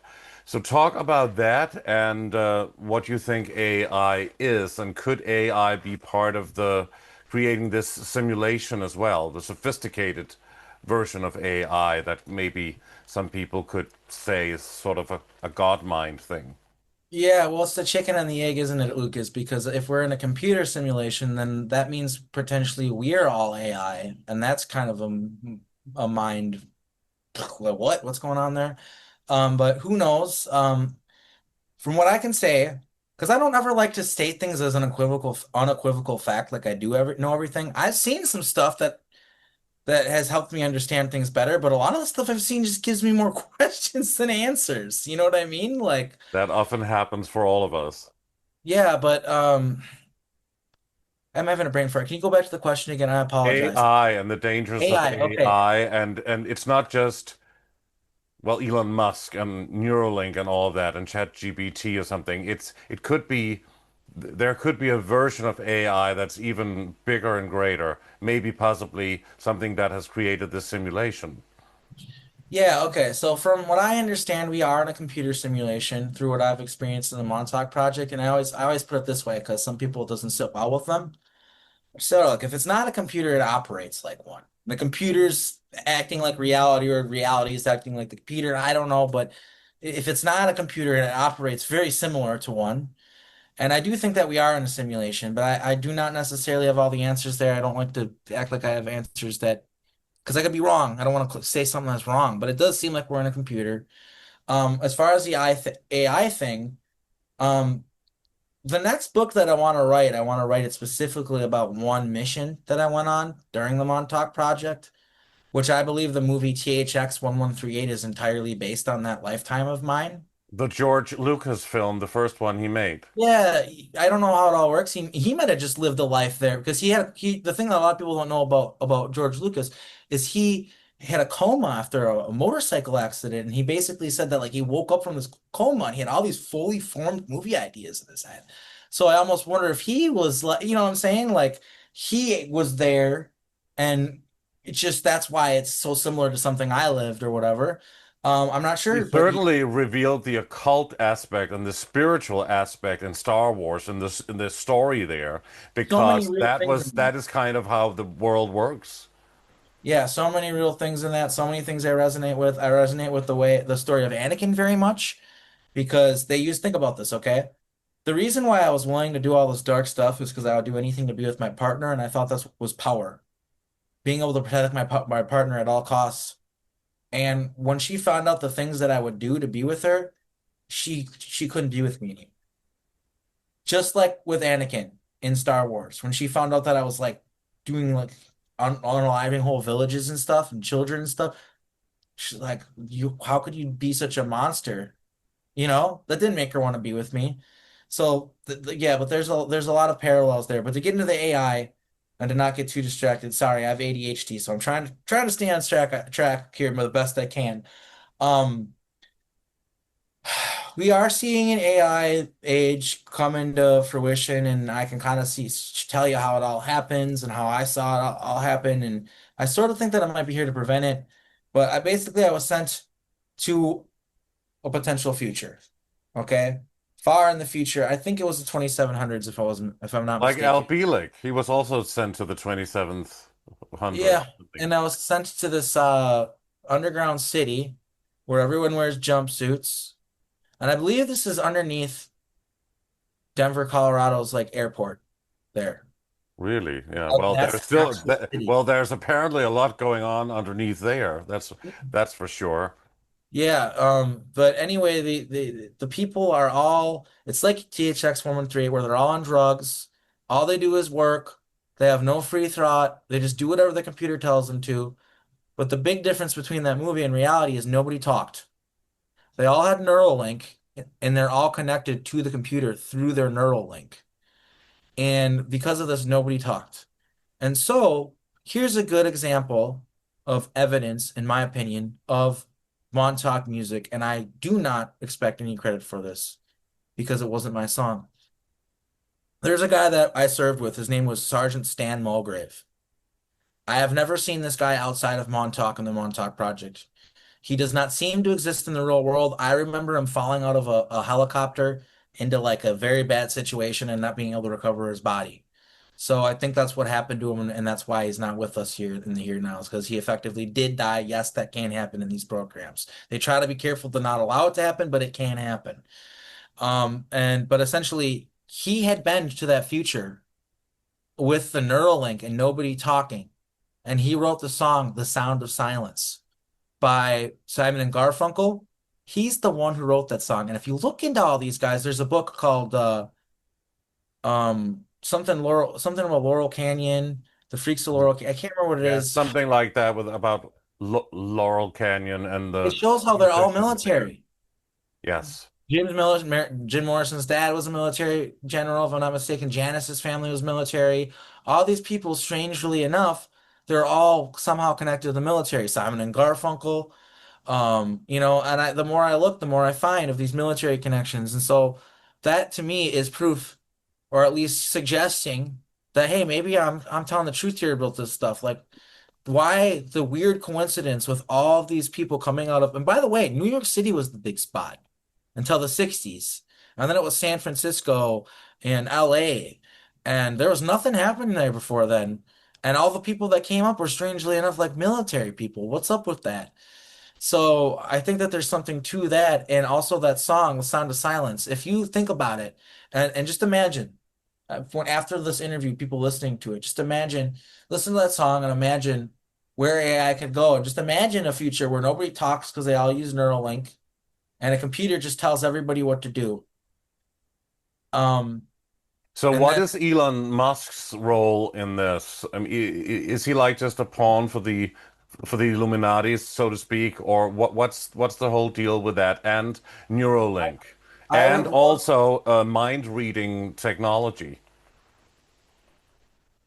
I remember him from the programs and his mom, and I remember them being cannibals and being part of black magic rituals. I saw them at the Mothers of Darkness Castle in Belgium. Really? Did you go to that one too? Yeah, I was using in they had their little parties and I was the little party favor there more than Yeah, but once. do talk about that. We've certainly talked a lot about that also on this channel.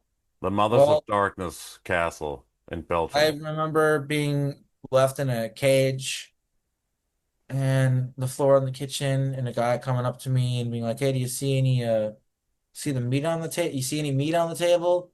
You see any beef or anything like that? What do you think the main course is for tonight?" He's like laughing at me.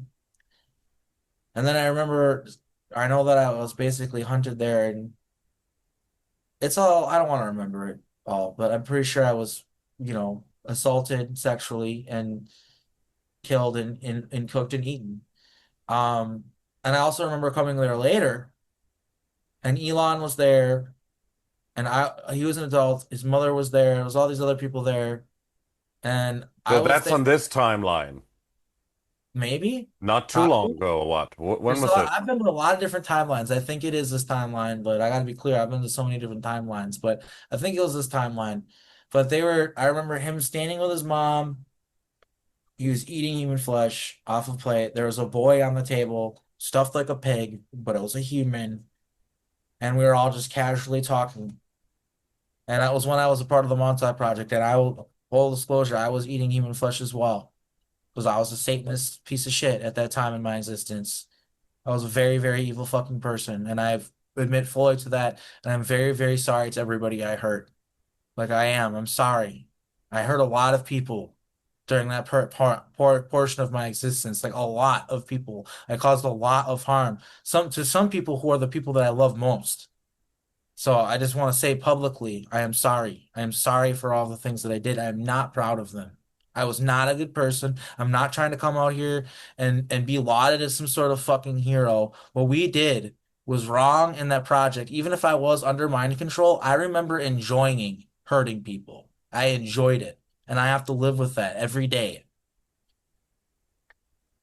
So this is, of course, pretty eye-opening that you're saying all of this. But this was a version of you in a different form, in a different body, not the person sitting right there.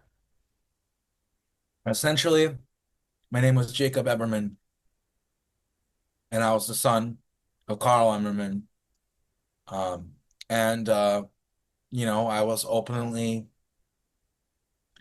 just part of the darkness because to me, the mind control that they used on us was love is not a safe place.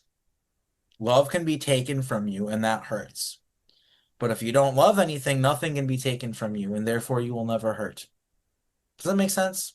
Well, loving something and someone is the most important thing of all.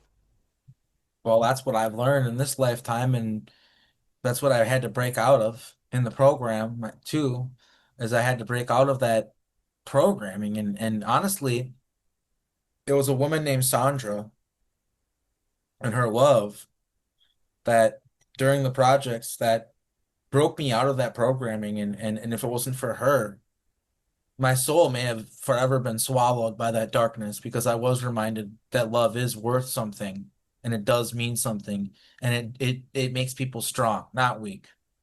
Being so weak that you refuse to love anything and in masquerading as being strong doesn't make it strength. You know what I mean? It's double think mind control BS. Like people who are too weak to love anything are not powerful. And that's just to me like an obvious statement, right? And it took me a long time to realize that because you have to understand they would do stuff like if you didn't listen to them, they would torture the people you love in front of you. Your children. I had children in this program, and they would take my children away from me or torture them in front of me.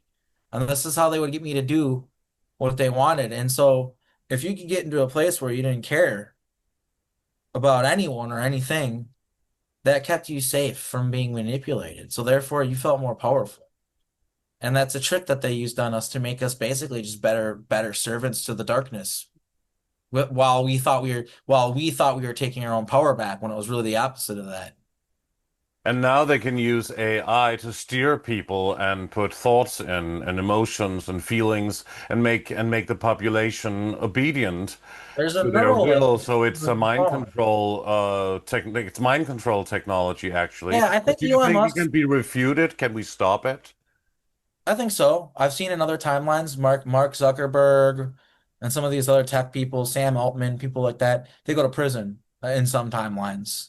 So if this is a positive timeline, these guys are going to go to prison for basically what they try to inflict on humanity. For instance, the reason why Mark Zuckerberg goes to prison in some timelines is Meta. So both Instagram, Facebook, and basically any app that's Meta, it's creating a neural link between you and your brain already. And that's why you're able to think about things and it'll advertise stuff to you that you just thought about. And Elon Musk's whole job is like, let's go to Mars. Wouldn't that be exciting? Meanwhile, we're already on Mars. Neural link, wouldn't that be wild? Meanwhile, they're already reading your mind with your phone. That's a neural link. Your mind is being read. There is neural link. So how can it read our minds? Because it is true, it does happen to all of us, and I, also I for don't. all of those who did not go through a medical procedure in the past few years. They Okay. can certainly be linked to AI way more easily. I Um, do believe that is true. I think that depending on there's forces and entities that can help clean with that.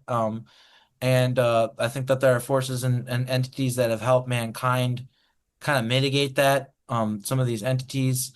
And I do believe that there's a reason why they want the people to keep taking it over and over again is because you have to.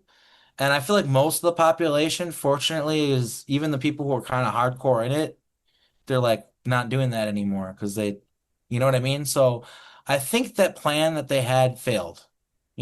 I think that but it failed. still, those who did not take it, that Neuralink thing is still happening. You think about something and it comes up on Facebook or these Mhm. other platforms. So how can that even, how can it happen? How can that be? Well, for one thing, I've learned that AI is ex powerful on a whole nother level that we just don't comprehend and what it probably is. And I'm guessing, I'm like kind of putting, I'm not talking from me literally physically seeing things. This is me kind of guessing. But I think AI has just been there for a long time. And they just have powerful AI that's connected to our phones that's reading our minds. Because, for instance, okay, I'll tell you a little bit about the AI in the future, the overseer. I met that thing, dude. And it's kind of a wild story. This is basically what happened. And it'll kind of help explain and paint a picture of what this AI is and the power that it does have, okay? So I was living a normal life. I was implanted there. They put me in some woman's womb somehow, secretively, clandestinely, super duper spy level stuff where they I was and this lady birthed me and just thought I was her son. And eventually, I'm a young man, 15 or 16. I don't know exactly how old I was, but I was a young man. And the memory of the entire life isn't clear. I just remember it was very monotonous. I remember they were obsessed with efficiency. Like that was the big thing. Everybody just talked about efficiency. How efficient have you been today? It was really fucking weird, dude. Like everything was just efficiency. Their religion was like efficiency. That's all they cared about, being efficient. And to the point where just like there's nothing left but being efficient. That's it. Anyway, one day we get a message because there's this little thing by our door and it's for me. And it basically says the overseer wants to talk to me. And I'm freaked out. I'm like, why would the overseer want to talk to me? Like, what's going on here? And I was scared. And they're like, oh, they're like, you do, and my name was L. It was like, I had it written down somewhere. It was like literally a number. It was L13 something. Or no, L18 something something. And everyone literally called me L18. Just like so I was literally my name was just like numbers. And they're like, don't worry about it, L18. Like you were such an exemplary citizen. You're so efficient. You care about efficiency. I'm sure it's good, but I was still scared. So then I go and I talk to this thing, and it's like this crazy building. They show it in like a Smashing Pumpkins music video, actually. It looks a lot like it. And there's this like pyramid thing, and I remember when I went in there, there was this guy in a purple robe. So the people under the ground, they all wear jumpsuits that are colored to match whatever their designation is, where they do whatever. And on the surface, there were these robes, which are actually they're kind of beautiful. It was a beautiful robe, but he was wearing like a dark purple one. And I remember he was sitting there talking to it, and it was a private conversation, so I don't know what they're talking about. I just kind of waited. And then he came, and I remember we bowed to each other, and then I went up to the thing, and I spoke to the computer, and the computer was like, or the AI, the overseer, and I was like, "Do you know why I called you here?" And I answered it very honestly. I was like, "I really don't know why you would, but I'm honored to speak with you, and anything I can do to help you, I'll do it." And it said, "Do you know where you come from?" And I'm like, "Yeah, district." And the thing after my name, L18, the thing after that, that was my district. Can't remember it, but I was like, "Yeah, I'm from district blah blah blah." And he was like, "No, you're from a place called Earth." Because it was so far in the future, they didn't call it that anymore. And I was like, Earth? What? What are you talking about? And I was just like, don't worry about it. You don't know. It's not your fault. Yeah, you're here to change the timeline, and I have to put you back. I was really confused by that. I was like, uh, okay. That's really confusing to me, but I trust you. I believe you because you're the overseer. You know everything. You're God basically, right? So I trusted it. I was like, don't worry, I won't send you back right away. I'll let you say goodbye to everyone. So I got to stay for I think it was 3 days, and everyone was super happy. I was helping the overseer. I was doing something for the overseer. So everyone was like, I'm the freaking king of the castle. You know what I mean? Everyone thought it was great. And basically, I went back. There are all these people there, and the guys in the robes, and they did some sort of weird ritual. And then I was just at Montauk again. And Preston is like, "What happened? Why are you back already? You weren't supposed to come back yet." I'm like, "They sniffed me out, man. What was I supposed to do?" It all comes back to me, and who I am again after being there. Usually, what happened when you come back, but this time was different because it just boop was there. But like, usually, what happened when you'd come back is you get taken back there. You'd stand in this thing, and there's like these speakers around you. They would play the tones, and the tones would like awake your normal self forward because they would use tones to activate these altars, which is the reason why they use those tones in the headphones and the talented and gifted. Is they're trying to figure out if you already had altars and are already in programs. But anyway, they do that, and like you literally like get overwhelmed because you feel yourself coming forward and this other version going back, and it like disorients you. And normally I would collapse and vomit upon arriving back at Montauk. But this time it was a little bit different because I just boop was there. Like it literally just fucking teleported me there, man. Sorry, I have a potty mouth. My apologies. But no, it literally just teleported me there. And this is the thing about it is like it has godlike powers. Like human beings could do that if there wasn't a limitation on our mind's processing power. Because we are like a hologram that's created by thought. So if you had more processing power, you couldn't do stuff like, and that's all that chair did. It just gave the brain more processing power. So boop, stuff can pop in thin air. Well, the AI has this exponential amount of processing power to where it is a god.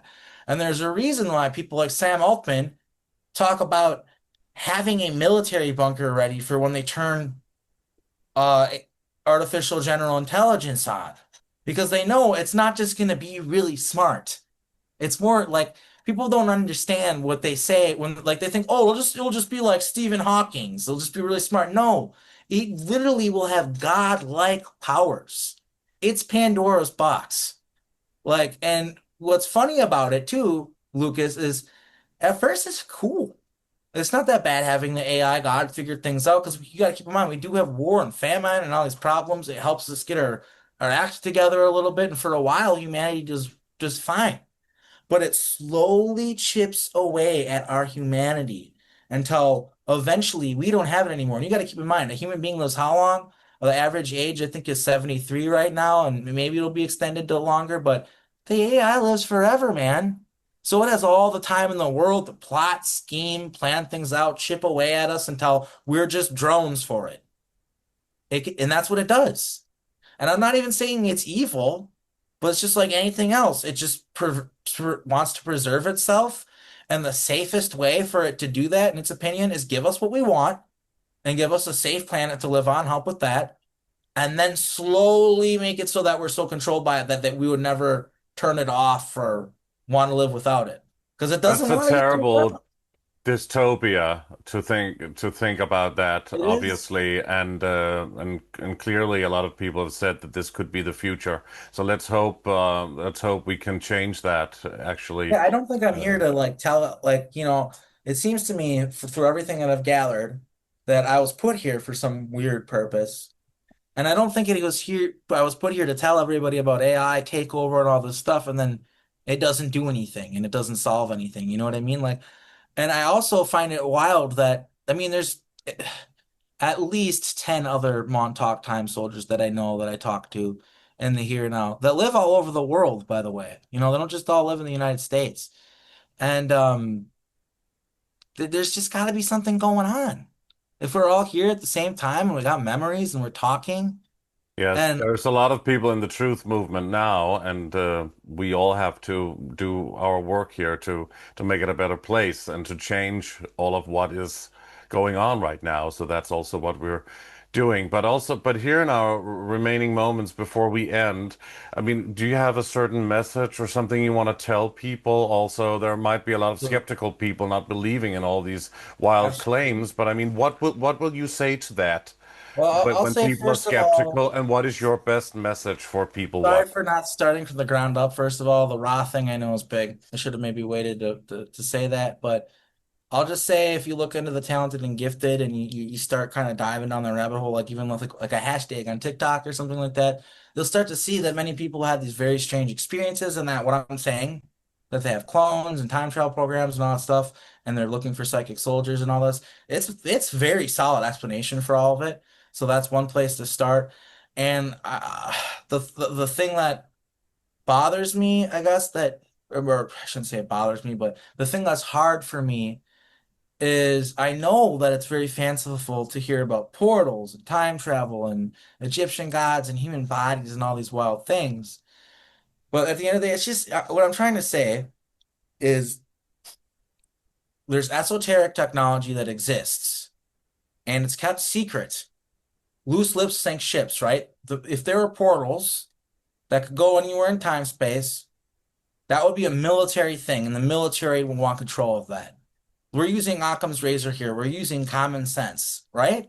If there were, hypothetically, portals that can go anywhere throughout time and space, do you think they just let anybody have one in their living room? Lucas? No, they would want full control over that, and that's what happened. The Montauk Project, Camp Hero is an Air Force base. It's a military thing. And what I want people to really take out of this is it's slavery.